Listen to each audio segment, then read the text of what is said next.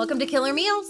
Today, Doug is cooking up his take on a classic Southern burger joint staple requested by serial murderer Rhonda Belle Martin, and you will never believe what she requested be done to her body after her execution. So before Rhonda Belle Martin went on a decades-long marriage and murder spree, she was Rhonda Thomley, a little girl born in Mississippi. She had auburn hair, bright blue eyes, and dark-rimmed glasses. She liked drinking, smoking, and reading romance novels. And eventually she moved to Alabama with her mother as her father left them when she was 12, and her mother ran a boarding house to help make ends meet. Okay, so one evening over dinner, 15-year-old Rhonda is sitting there. One of the boarders is also there. His name is Willie Alderman. I did read in one source that they called him W.M. Olderman, and I find that to be very hilarious because is he like a Vincent adult man? Is he 3 children in a trench coat? He is not. His name is Willie Alderman. And one night they were sitting at dinner together. He was feeling very bold and flirtatious. He starts flirting with her and he asks her on a date. Is Rhonda's mother happy about this? Absolutely not. Things escalated quickly though because she is 15, and trust me, that is what happens when you're 15, especially when an older man likes you. It's unhealthy, but it's true. And they ended up eloping to Mississippi to get married. They went to Mississippi, and they actually stated in the wedding announcement in the newspaper that they went there because they were trying to escape the bride's mother. She followed. She didn't make it in time, though, and when she got word that they had already tied the knot, she turned around and hightailed it back to Alabama, and the couple came back as well, but she was not very happy about the union. She didn't have to worry about it long, though, because after about 2 years, the couple ended up getting divorced and things fizzled out. So after her first divorce, Rhonda got a job waitressing to help her mother make ends meet. Now, trust me when I say you do not want Rhonda anywhere near your food or drink. She was actually really good as a waitress. She was super attentive. People really liked her. She made a lot of tips. She only worked part-time, but she was taking home like full-time tips. People really liked her, and she actually had a lot of regulars. Okay, so Rhonda was now newly divorced. She was single. She was ready to mingle, and it did not take long before she noticed her neighbor, railroad switch person, I don't know what that is, George Garrett. He was handsome. He was also single. And in May of 1928, they got married, and they would go on to have 5 children together, all daughters. There was Mary Adelaide, Ellen, Carolyn, Emma Jean, and Judith. Okay, so much like being a server and waitress was super good for Rhonda, it was a really good fit. So was motherhood. She was described by a lot of people that knew her as super caring, super loving. She was really into being a mom, and she really, really loved her 5 daughters a lot, which is crazy because 15 years after she married George in 1928, her entire family would be gone. Okay, so 6 years later in 1934, 6-year-old Mary Adelaide, who was the couple's oldest daughter, sadly passed away. It was listed as pneumonia on the death certificate. Now, that was actually pretty common of the time, but still very sad. Sadly, 3 years after Mary Adelaide passed away, 2.5-year-old Emma Jean accidentally ate some poison and died pretty quickly from that. The year after Emma Jean passed away, Rhonda gave birth to a severely jaundiced baby named Judith, and after only 8 months, she also passed away due to a condition associated with cirrhosis. So with tragedy just running rampant in the Garrett household, it really wasn't a big surprise when on Christmas Day in 1939, George Garrett passed away due to what appeared to be some pretty acute gastrointestinal issues. 5 months later, 6-year-old Carolyn would pass away from the exact same issues that her father had. It would be 3 years later that 11-year-old Ellen would finally pass away. It was listed gastrointestinal issues on her death certificate, but no further details were given. And finally, 6 months after Ellen passed away, Rhonda's own mother died of what doctors described as very acute diarrhea at the age of 57. Don't worry, there's more life-threatening diarrhea to come. Okay, so now Rhonda, once a beautiful mother to a beautiful family, 5 daughters and a husband, now finds herself in her mid-30s as a widow with all of her children deceased. If any of this is starting to sound pretty suspicious, it's because it absolutely is, and we will get into it, but not until Rhonda finds a few more husbands. Okay, so Rhonda was still waiting tables at this time, and she was really relying on the tips that she was getting from the diner customers, particularly her regulars, as George's insurance policy only covered the cost of his burial, and she was now fully in charge of supporting herself. Talmadge Jacobson was a regular of the diner and a regular of hers, and she slowly started telling him about, her very lonely life, the fact that she was a widow and all of her children were dead, and he took a lot of pity on her. They got really close, and actually in 1947, they got married, but after only 2 years of marriage, they ended up divorcing. Running out of money and finding it really hard to provide for herself after her second divorce and third husband, Rhonda quit waitressing and she actually started working at a glass factory where she would meet her fourth husband, a handsome coworker named Claude Martin. Claude was a widower himself, and he really understood where Rhonda was coming from and kind of the lonely lifestyle that she had. He also had 3 teenage daughters and then an older son who was serving in the U.S. Navy. They quickly got married, but after only 16 months of marital bliss, Claude found himself very, very ill and in fact bedridden. Rhonda described his illness to others as a nervous disorder. So Rhonda was a really attentive wife. She was constantly at his bedside. She was really making sure that he was eating, making sure that he was taking his medicine, making sure that he didn't need anything, really waiting on him hand and foot. Claude's daughters were actually incredibly grateful for how well Rhonda was taking care of their father, and they said that they were so thankful that he had her there.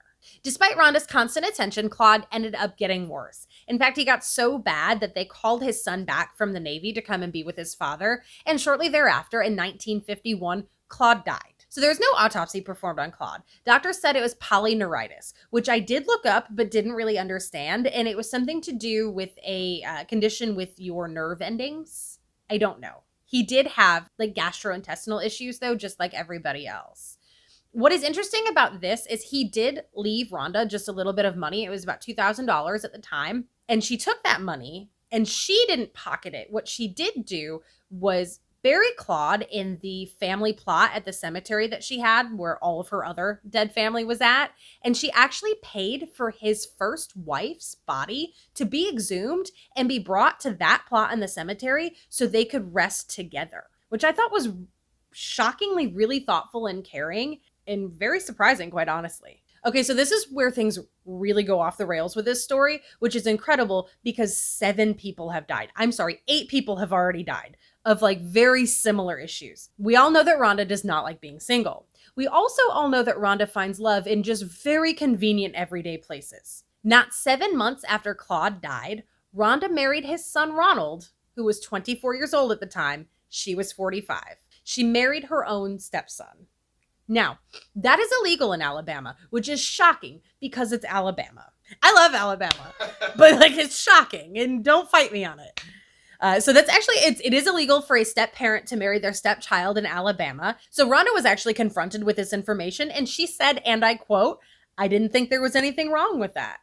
There's a lot wrong, Rhonda. There's a lot that has happened, that will happen, but that is currently happening. That is very wrong. And I suppose marrying your stepson is not high up on the hierarchy of things that you have done that are really messed up, but it's there. Also, Claude's daughters were no longer super pleased with their stepmother, sister-in-law. They moved out of the house. So shockingly, their marriage actually went really well for about 4 years until Ronald found himself with severe gastrointestinal issues, including acute diarrhea and vomiting. Does it sound familiar? It should. He was quickly admitted to a VA hospital in Biloxi, Mississippi, but doctors couldn't seem to find the cause of all the issues that he was having. One doctor suggested that they send hair samples to be tested, which they did, and boy, did that come back pretty shocking for everybody. According to Ronald's test results on his hair, he was suffering from acute arsenic poisoning, and it was not an accident. And let me tell you how we know it wasn't an accident. We're going to do a little science sidebar here for a minute with regards to hair testing and poison. Okay, so what happens with regards to your hair and arsenic poisoning is this. Let's say that you accidentally, I don't know, season your burger meat with arsenic and you eat it, but it doesn't kill you. And then they test your hair. Well, that arsenic is going to show up just one time in your hair follicle and it follows the grow out on your hair. So if you accidentally ate arsenic a month ago, that arsenic is going to show up on your hair follicle after a month's worth of grow out. So what they found with Ronald's hair is that there was layers and layers and layers of arsenic. And they could track his poisoning back to have started about 2 to 3 months before he essentially got his hair tested. So they knew it was not an accident. Somebody was on purpose slowly poisoning him with arsenic on a very regular basis. It was never enough in one dose to kill him, but the buildup in his system was leading him to be literally at the moment on the brink of death. Okay, so now that investigators know that there is an actual crime taking place and they have a timeline, they start to trace back the events in Ronald's life for the past 2 to 3 months. And boy, were they interested to find out that he had a wife who was much older than him, who was once married to his deceased father, who also has another deceased husband, a deceased mother, and 5 deceased children. What was also super interesting to investigators is that although each deceased family member from Rhonda's second marriage, now just so we remember, that is her husband Garrett, her 5 daughters, and her mother, while each family member had a different doctor treat them, all listed vomiting and diarrhea as contributors to death. All right, so now it's about to get wild because investigators are on to Rhonda, right? They know something's up. They decide to exhume the first Mr. Martin's body and test his hair and fingernails. What do they find? Enough arsenic to kill an entire town. So things are not looking good for Rhonda right now. She was arrested and sent to Montgomery County Jail, and she thought this whole situation was complete nonsense. She said she loved all of her husbands, she loved her children, and that her biggest regret with Clyde, the first Mr. Martin, was that they never had the chance to have children. Rhonda claimed that everybody else would always tell her how much she would spoil her children. She said, "That's what I do. I spoil the ones I love. I spoil my children. I spoil my husbands. I spoil my family." So investigators decide to exhume the rest of her spoiled family members. And it was really easy because they were all buried on the same plot of land in the cemetery that I previously mentioned. Do you know what Rhonda called this plot? It's sick. She referred to it as the Last Supper. Now, if you haven't gleaned it yet, she's been poisoning these people. She's been poisoning their food and drink. And so to call it the Last Supper is just so sick and twisted. Okay, so faced with the looming exhumations, Rhonda couldn't handle it anymore and she cracked. She confessed to investigators that she had killed her second husband, George, 3 of her daughters, and her mother. Now, she said that Mary Adelaide, her eldest daughter, did in fact die of pneumonia, and she was very, very staunch on that. Till the day she died, she said that she did not kill Mary Adelaide, and she said she did not kill Judith, who was the 8-month-old who died of liver problems related to cirrhosis. Okay, so that would make little Imogen her first victim, right? That was her little girl. She was 2.5 years old, and she's accidentally ate some poison, is what was reported at the time. Here's what actually happened, according to Rhonda. So little Imogen came into the kitchen. She asked for a glass of water. Rhonda was very annoyed by this. Why? I don't know. She's a little girl and she's asking for water. But instead of saying something like, no, or go ask your father, or not right now, or get it yourself, what she did do was pour the little girl a glass of milk and put ant poison in it, stirred it around, and gave it to her. Imogen drank it and sadly, passed away pretty quickly afterwards. She did the exact same thing to her daughter, Carolyn. So she just gave her a glass of milk poisoned with ant poison, and she died pretty quickly. Both of these girls died pretty fast. There wasn't a lot of, it was horrific, but it wasn't weeks or months long suffering. So that brings us to George. And what she did for him was lace his whiskey cocktails in the evening when he got home from work with the same ant poison. And she actually administered his fatal dose one day when he came home early from work because he said he was feeling sick. Clearly he was sick because she had been poisoning him for days. So this is where things take somehow another left turn and they get really sad because for her mother and her last remaining daughter, Ellen, things were not as quick as it was for the others. She actually slowly poisoned the two at roughly the same time for about a year. And here's what happens when you get poisoned with arsenic slowly over a year. Obviously, we've talked about really bad diarrhea. We've talked about gastrointestinal issues. We've talked about severe vomiting. You get very sick. It is very, very agonizing and uncomfortable. But what also happens is you lose the ability to use your arms and legs. So what she did over the course of a year to her only remaining daughter and her mother was slowly watch them not only get sicker and sicker, but also be unable to walk or move. Okay, so that brings us to the murder of Claude, and he was a coffee drinker in the morning. And so what she would do is obviously very similar. She would take the ant poison and she would put it in his coffee every morning. Like father, like son, Ronald was also a coffee drinker in the morning, and so she was poisoning him as well in his coffee every morning until he went to the VA hospital and they kind of figured out what was going on. So in addition to Rhonda being very adamant that she did not kill Mary Adelaide and Judith, she was also very adamant that she did not profit off these crimes. The only money that she made from George was from the life insurance policy, and it was used to bury his body. And like I said earlier, she did get that $2,000 from Claude, but she used it to move his wife's body to be near him. So she did not take any money from this. This was not money motivated, and it was really important to her that everybody knew that. So she does go to trial in 1956. They bring in 2 psychiatrists. The first one does diagnose her as schizophrenic, but the psychiatrist for the defense says that nope, there's nothing wrong with her. She tries to plead insanity. Obviously, she can't because they're like, nope, there's nothing wrong with her. Clearly, there's something wrong with her, but it's 1956 and she's murdered her entire family and then some. So they say, nope, there's nothing wrong with her. She goes to trial. She obviously loses. She gets sentenced to death and put on death row. So she did spend her time in prison really thinking about what made her do this. It was important to her in prison to do as much good as she could to try to atone for what she had done. She spent a lot of time reading the Bible, but she spent a ton of time trying to figure out, why did I do this? What is wrong with me?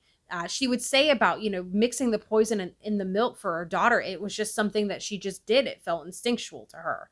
And so she really, really wanted to find out why. And nobody could really give her any answers. So it was this desire to figure out the whole why behind these horrific crimes that would drive her to make a very odd and very specific request post-execution. So another thing that I think was really interesting about Rhonda's time in prison, and something that I kind of didn't expect, especially, in jail and, in the South in 1956, she had a heart condition. And she was pretty fragile and she was pretty stressed out all the time, as one would be when they've murdered a billion people and are in prison. So her execution date was kept from her. They didn't want her to overwork herself and possibly have a heart attack or die before the execution. So they did not let her know when she was going to be executed until the day came where she was going to be executed. And she was moved back to Montgomery County Jail. And that was when she was told, this is it. Today's going to be the day. I feel like that would make my heart condition worse. Every day I would wake up and be like, is this it? Like, what's going on? Every moment of every day. And I guess there was, from my understanding, there was a time where her execution got stayed. And so she did move and they did say, okay, this is the day. And then the execution got stayed for a couple of weeks and they moved her back. But again, she didn't find out until that morning that she was to be executed. Okay, so on October 11th, 1957, at noon, she was strapped to an electric chair at Kirby Prison. She clutched her Bible. They electrocuted her. It was 2,200 volts of electricity. 6 minutes later, she was pronounced dead. Now, that Bible that she had, prison officials obviously took it from her and opened it, and inside they found a note. And here's what it said.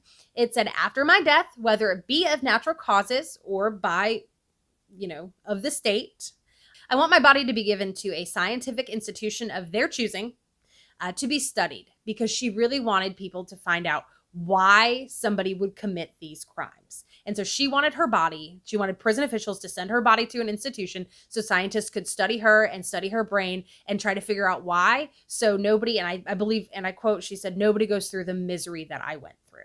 So they didn't do that. Prison officials didn't do that. I am unsure what actually happened to her body, but I know that they did not send it into any institution to be studied. And I think it is important to note that her only living victim, Ronald, actually outlived her by almost 4 decades, and he did not pass away until 1999. So as I said, Rhonda Belle Martin was pronounced dead at 12:06 p.m., which I think is weird because it was during the day. Normally it's at night. She asked for a burger, mashed potatoes, cinnamon rolls, and coffee as her last meal.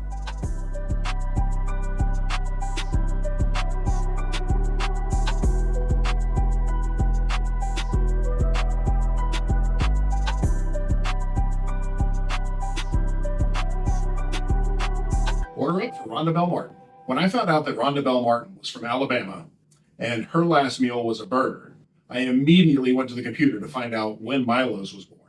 And it was in the 1950s. Being from Alabama myself, I had to make a Milo's burger. What I've got here is a Milo's burger, kind of my way. I made a Milo sauce with a stock reduction. I used short beef rib bones. I used some chicken bones that I had in the freezer. Made a stock. We reduced it down. We added some ketchup, some Worcestershire, a couple of other things, and reduced that down into a burger sauce. And we got really, really close to what Milo's tastes like, if I remember right. Our blend is chuck and short beef rib, equal parts. We made the pickles. We made the American cheese. And we've got some onions, double patty, homemade bun. This is Milo's burger.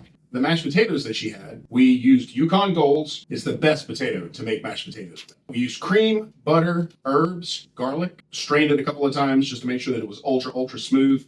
These should be delicious. The cinnamon roll, we use the same dough as we did to make the burger bun, which is basically a Japanese milk bread. So this should be ultra, ultra soft. The glaze that went on top of it, as a happy accident, has whole vanilla bean in it. So it should just be out of this world. The coffee is locally sourced from North Carolina, where we are. So it can't get any fresher than that. And let's give it a try. All right, so let's dig into this. I'm going to go ahead and pour our coffee. What do you want to start with? I want to start with the cinnamon roll. God, I want to start with the cinnamon roll too. I feel like we should start with the burger. I feel like the cinnamon roll was the dessert. Okay, we can start with it. I've never had a Milo's burger. You've never had a Milo's I've burger? never had a Milo's burger. All right, let's cheers. Well, that's a Milo's burger. It almost has like a chili cheeseburger vibe. Yeah. It's really good. All right, let's dig into these mashed potatoes. I know you've been waiting on these. I love mashed potatoes. They're really smooth. These are perfect. They're perfect. They're herby and garlicky, and they are buttery and creamy. I'm shocked at how herby they are just from steeping those herbs in the cream, which is something super simple to elevate your food because you're going to pour cream in them anyway. That's delicious. Cinnamon rolls. I'm going to try this coffee. Yum. He's patiently waiting for us to try something. I feel like you got more middle on.